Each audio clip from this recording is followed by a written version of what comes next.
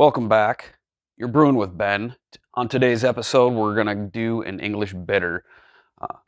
Been brewing a lot of IPAs lately, and believe it or not, I'm kind of IPA'd out, so I'm going to go back to another beer I like, which is English beers. So we'll do an English bitter today.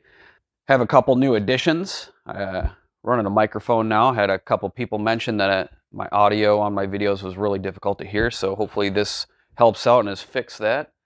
Not an ideal solution, but it seems like it'll work. And I've broke down and picked up a hop spider. And I'll talk about that more here in just a second. I was looking around for recipes and came across Fullers ESB. Believe it or not, I've never actually tried this beer, but it looks really tasty. I found the recipe on electricbrewery.com. Really like this site. They got a lot of content on there, and it's something that I leveraged heavily when I was doing my electric brew panel setup. So a lot of diagrams and things like that. So I like to multitask, so I'm going to go ahead and get my water going and everything while I take you through the recipe real quick, and I'll throw it up on the screen, my water additions, and then we're going to get the grain milled out and get going. That's what we have lined up for today. As you see, I got all my stuff for pH and water additions and yeast and everything. Grain, malts, hops, had some Target and East Kent Goldings available. Base malt for this is going to be Maris Otter. I don't think I've actually used Maris Otter before. I've done Simpson's Golden Promise in a couple of English ales and some spring malt, but I've never done Maris Otter. It's supposed to be like nutty, biscuity, because it's like floor malted. Really excited to see what this is going to taste like. I'm sure it's going to be delicious. When I originally looked up the recipe, it was a double batch, so I cut it in half and then went ahead and ordered some supplies. What I failed to realize is I believe it's Cal that actually runs has the electric brewery site. He gets incredible efficiency, like he's in the 90s. So I actually needed more base malt than I had ordered. So luckily, I have some spring malt available. That's pretty close, real similar flavor profiles, just not as strong. So I think for the extra pound and a half that I need to add to get my gravity up, this is going to work just fine. I also did have to do a hop substitute. Recipe calls for Northdown hops. I've never actually even heard or brewed with Northdown hops before, but a good swap is Northern Brewer from looking that up. So that's what we'll use today. And then the yeast, of course, doing a London ESB. In reading, you can swap for a WLP 002 with White Labs, but the yeast, the ESB yeast is really what makes the beer. And if you sub, then you lose a major quality of it. And so that's what we're going to use. I'm going to go ahead and get all this stuff weighed out, get this milled, and then go ahead and start working all my water additions, and I'll take you through those as well. I've already filled up my kettle. I have just shy of 8 gallons, right between 7.5 and 8 gallons of carbon filtered water in here, treated with sodium metabisulfite to break up that chloramine. And I need to get this down to 6.5 gallons because that's going to be my strike water volume. But I want to save this treated water so I can turn around and rinse my grains once I get my bag out of here. So I'm going to go ahead and pull off about 1 gallon. Pull off just a little bit more here.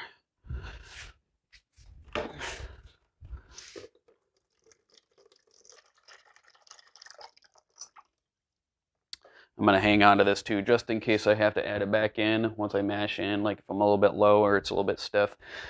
This kettle, 6.5 gallons, is right at the bottom of my rivets. I've measured it out 100 times, so pretty foolproof. I'm going to go ahead and get going on my strike temp. Go ahead and turn my panel on. Gotten in a habit of making sure that my EPO is engaged when I fire it up. Strike temp for this, Beersmith states 160, but I know from experience that that's a little bit high. So I'm going to do about 157.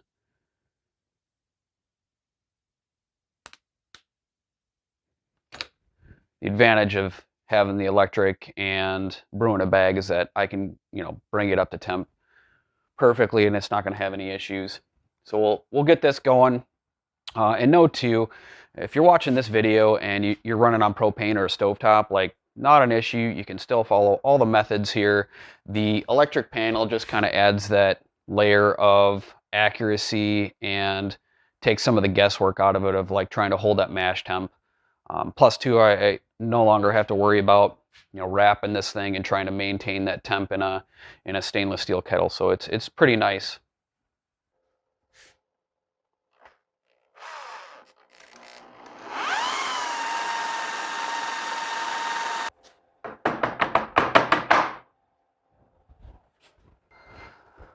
That's quick.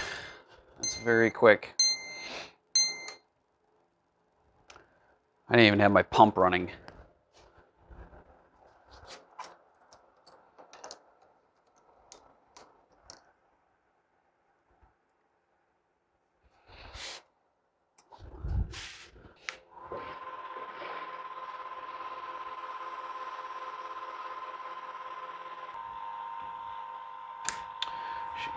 I'm a little ahead of schedule on the heat, so I still got to get my water additions done. I'm gonna go ahead and just leave that at my strike temp and probably kill my pump here. Water profile, just like any beer, you need to have, you know, the right water profile to kind of complement that style of beer, and just to hit your numbers so that you're, you know, correct for your mash pH, which we're gonna do here. I'll throw up on the screen what the target water profile is, and then what my base water profile is, just based off of my filtered water, and then the additions that I'm throwing in here now. So I'm going to go ahead and get these weighed out. Okay, we'll be adding 3 grams of gypsum,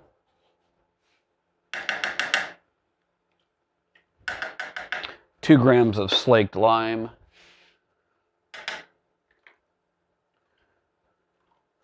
and then 1 gram of Epsom salt. So the slaked lime isn't something that, I feel like I'm doing a cooking show right now.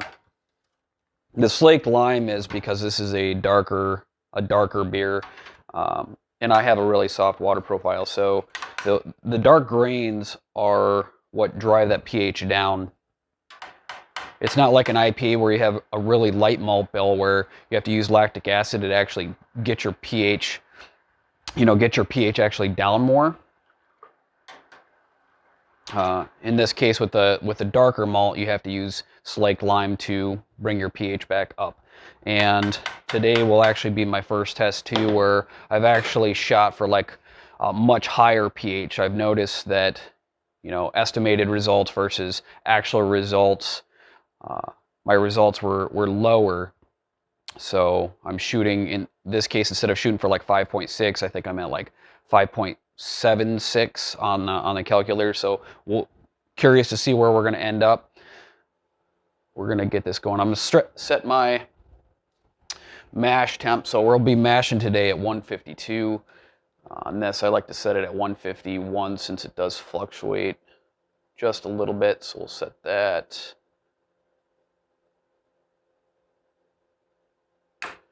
I'll kill it for right now. We'll get this mashed in. I'm running just a little bit slower today than usual. I don't think I have actually brewed for 3 or 4 months, something like that even.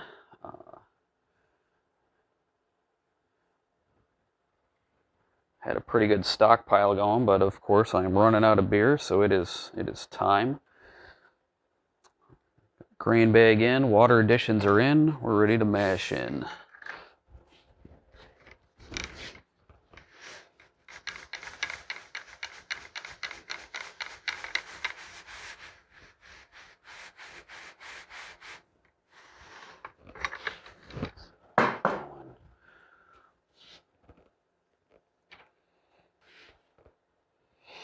Oh God, I miss that smell.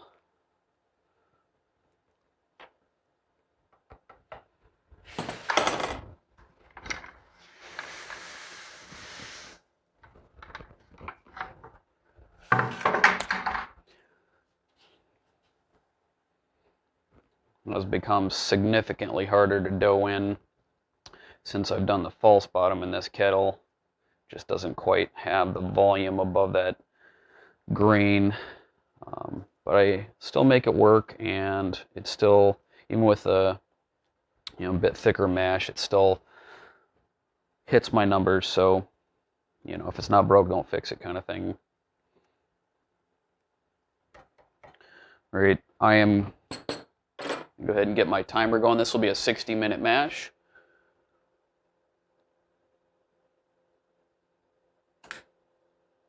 Elements going.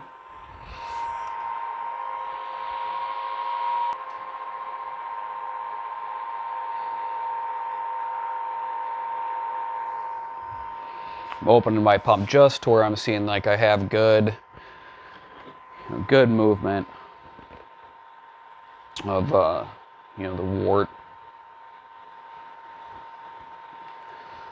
just to make sure I don't have any dough balls here, and then we're going to just let this thing go.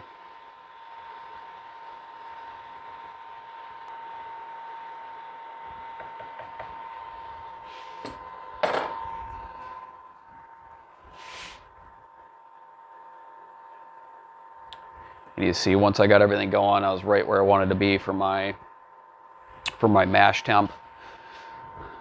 Timer is running. You can seal this up and let it go.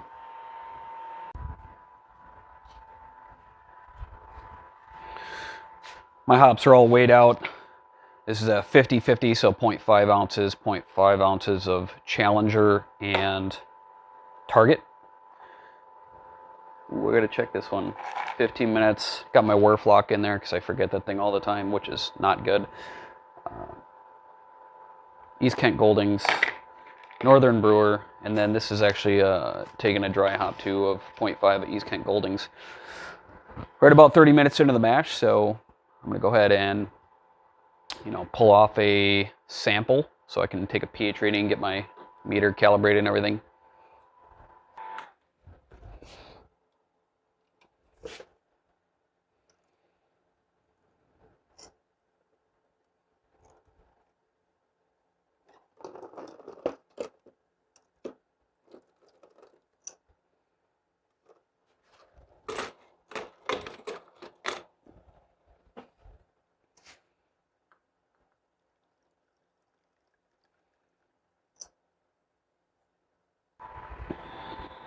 Let's see.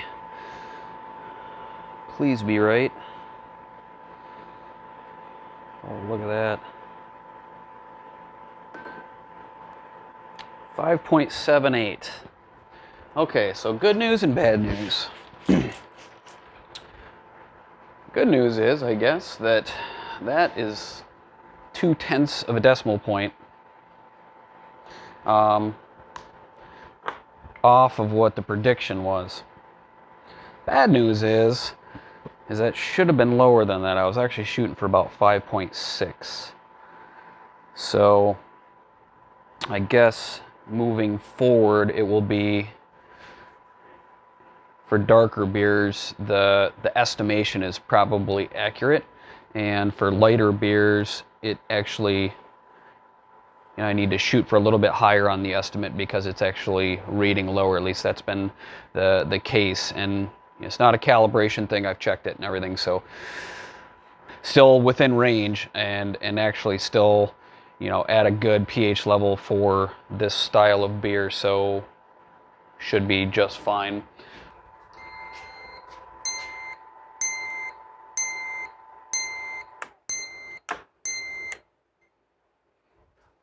Mash is complete. Get the bag out of here. First time I'm trying this up on the table, just trying to do a new layout, and I don't necessarily need to have stuff on the burner stand anymore, so hopefully this works out okay. It is a lot more, you know, convenient. It's right here for me.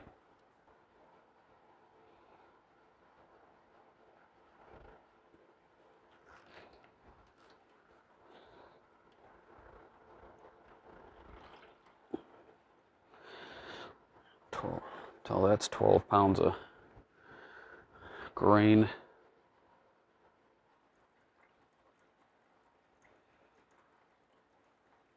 And as always with brewing a bag, you want to get, you know, all the fermentable sugars you can out of this. If you just pull this bag out, you're gonna you're going to completely kill your efficiency.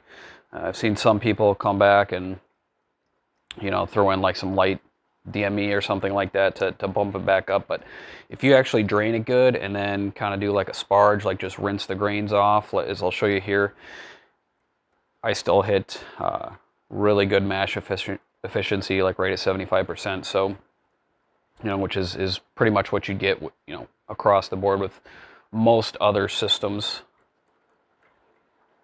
or methods, I should say. Let's see here, this is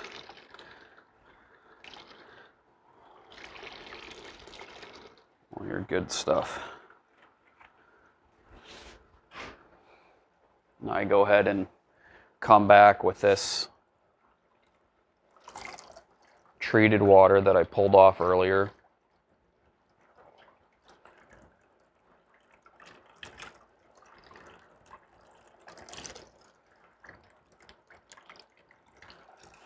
You could throw this in a bucket too and do like a dunk.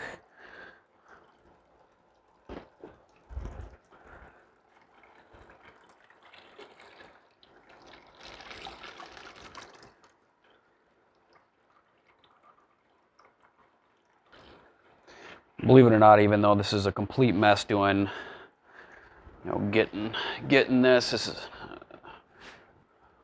really my only dislike about doing brew in a bag is this step. But outside of that, you know, it's simple and it works. And especially if you are trying to get into doing all grain brewing, like you're making that jump from extract to doing all grain, you know, minimal equipment, doing an apartment, and, you know, and low investment, and you could jump up to doing all grain. And I will continue to go ahead and do this like makeshift sparge.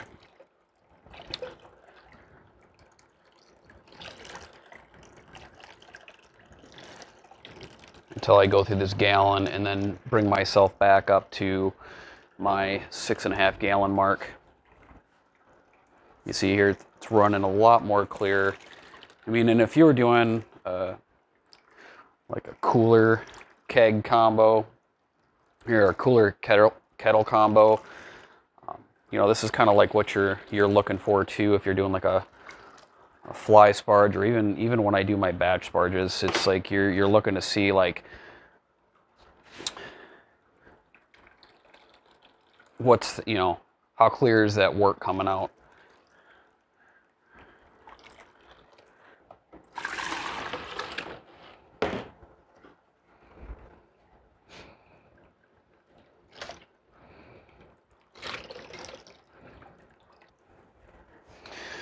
Also, the nice thing about doing this step, and, you know, not only are you rinsing the grains and getting those fermentable sugars back, but, you know, you're bringing back that volume that I'm losing in this kettle because of grain absorption. Now, if I had a larger kettle, I wouldn't have to worry about this as much. I could actually just run a much thinner mash and accommodate for my grain absorption, which, you know, the software will go ahead and do for you, only this kettle doesn't have the head space on it. So this is kind of what I'm forced to do. So, you know, coming back to that piece of, you know, jumping up to doing all grain, you know, make sure that you, like 2 gallons of headspace is like a minimum.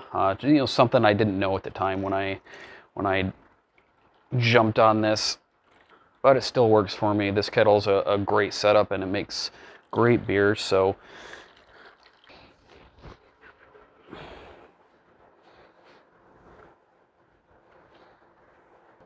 all right, so I'll go ahead and get this out in the garden. Works great.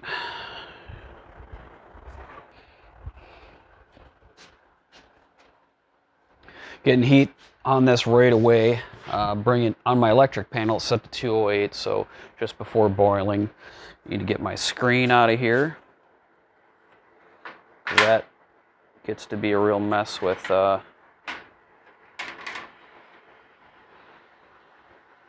hops in it. Even with my hop spider, I'm still going to go ahead and take it out. typically too, like as soon as I'm pulling my bag out, or even like right as I come to the end of my mash, I go ahead and go right to boil and then skip my mash out. I had a pause in there just so I could keep filming here, but you know, want to get heat on it right away. That also saves time.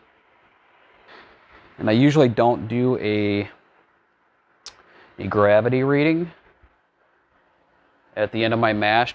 I'll just go ahead and do brew house at the end, but still is pretty new with electric, so I've been just getting good data, and I am going to go ahead and pull this and see where I ended up for my mash efficiency. This looks really good, and this is going to go fast. This electric burner is a monster. I will never go back to doing propane.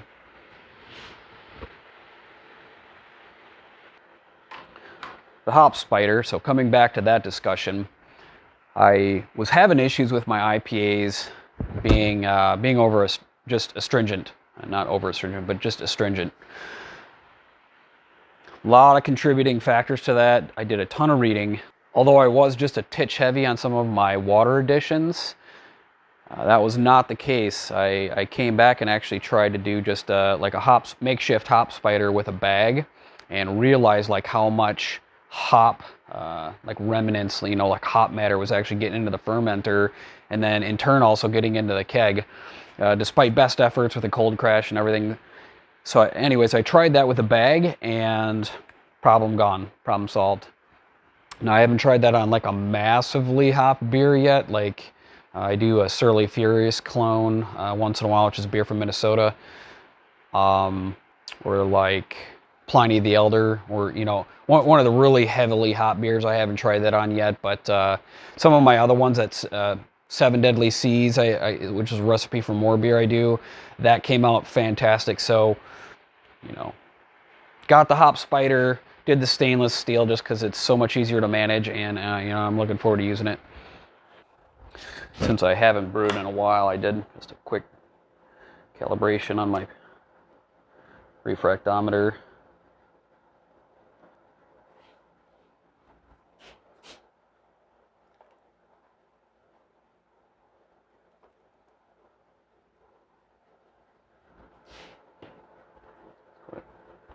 Let that calm down for a second. Check that. 200, almost at a boil. Had it too with those bags in there, they're not heavy enough, so once you start your boil, and then you're, you know, obviously using it in the boil with your hops, that like the bag was coming off everywhere, and you know, you're sitting there trying to like keep it down and keep your hops in there so you can still get good hop utilization. Just a mess. Really glad I got this, and I got a massive one actually for my big kettle. Like, so this is for my big kettle. Wow. I mean, it was so much bigger than I thought it was going to be. Kind of like the whole like eBay thing with like small pictures, only this is the other way around. But it should fit. I did all the measurements and everything, so yeah. 1.052 was the gravity on that. Still, you know, right where we need to be. Okay, 208. And then this is where we click it over to manual. It has been so long since I brewed, I can't remember what number. I should have put myself a sticker or something up here, but oh man, that's gonna comes back to, you know, having that couple gallons of headspace that I don't have on this kettle. First charge, got the Challenger and Target, 0.5 and 0.5 ounces. And I'm going to start my timer.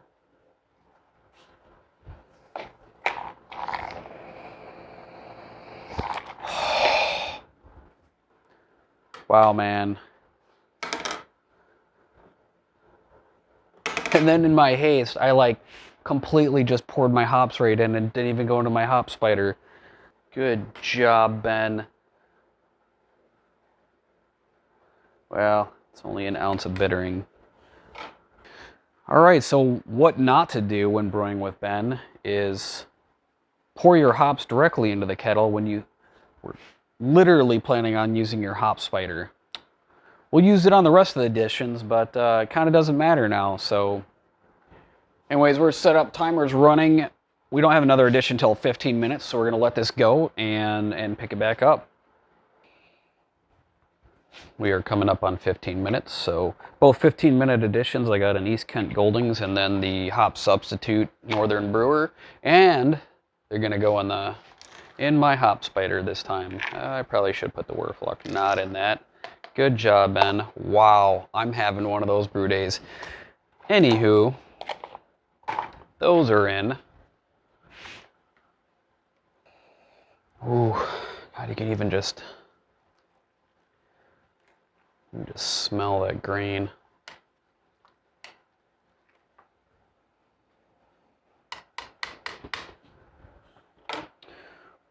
Almost there. That is it for hop additions. And I can't go with my immersion chiller today because I was going to go ahead and prep it to sterilize in here. Usually I throw it in a couple minutes before the end of the boil, but I got my hop spider in here, just things I didn't inherently think of. And although this hop spider is supposed to be great, it is really throwing a wrench in my brew day today because it's just outside my routine. So I am going to put this up and go with my counterflow chiller and get that sanitized.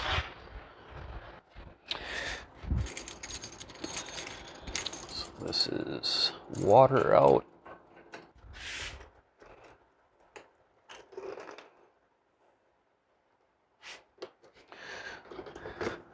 So we're down into the pump, out of the pump, and then you want it to go the opposite direction of, actually that's water in, so I need to go right here.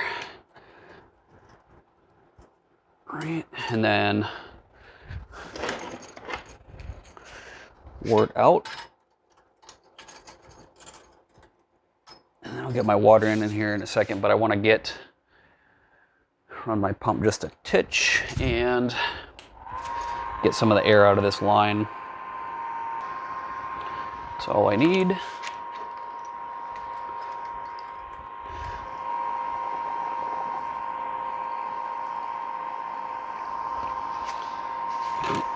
I'll let that run because it's gonna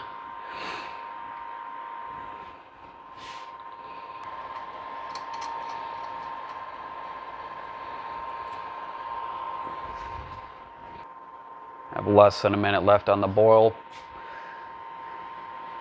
Get my counterflow chiller sanitized. All right, my boil's complete. Turn my element off. Go ahead and open my water, and now I'm gonna move my wort around in here and pump it through, but I want to go just nice and slow.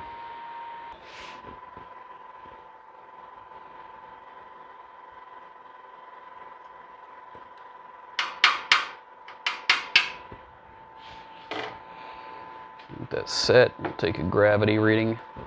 Sanitize stick.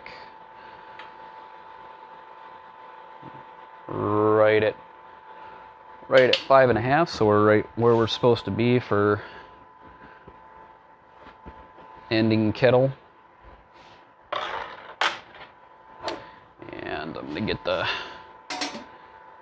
lid on. Probably get this hop spider out of here.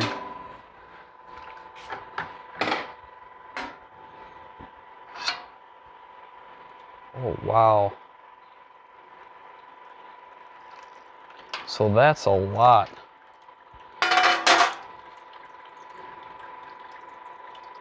So what I'm running into here is there's quite a bit of liquid in this hop spider. Screen's probably just really, really fine. I'll most likely just need to chalk this up to losses. I Maybe wait and see if I could get that out of there, but you're talking like maybe a cup. I know you can see, you know, see in there. Does do quite a bit though. I mean, that would all be into my fermenter, which was the whole intent of doing the hop spider. This is cooling down pretty quick. I'm already at 100.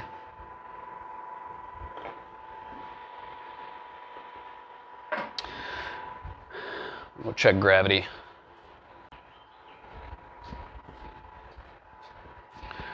Gravity reading, we finished out at 1.061. I did the math with a calculator. It was a 73% mash efficiency, so you know, still pretty good. I usually am a little bit higher, but that's still, you know, really good. And we are cold enough right now. I'm at 68, so I'm going to kill my pump and my water and go ahead and get this over to the fermenter. There we go.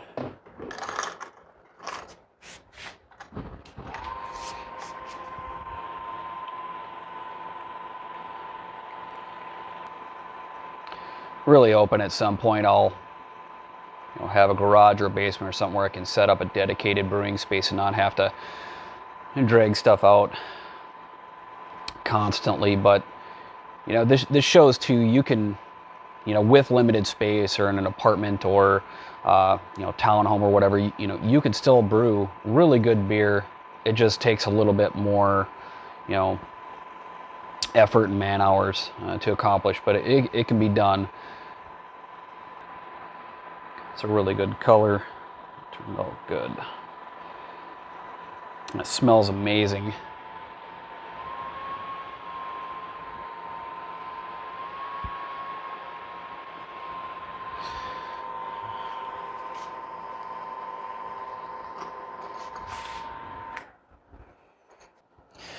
About five gallons into the fermenter. So London ESB Ale, Y yeast 1968. Activated the smack pack in it last night. Usually, even with these, I don't direct pitch. I will still do a yeast starter, but you know, you can do this. It'll work. You're supposed to have enough yeast cells to do about 5 gallons. You know, and it might be a little bit light. You lose some, you know, just transportation and everything. But it might be slightly under pitching, but nothing I'm concerned with. Should not have an issue. I'm gonna go ahead and oxygenate it though.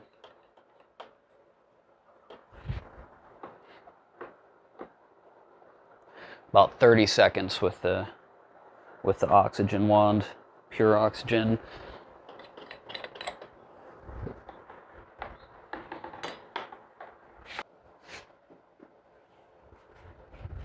All right.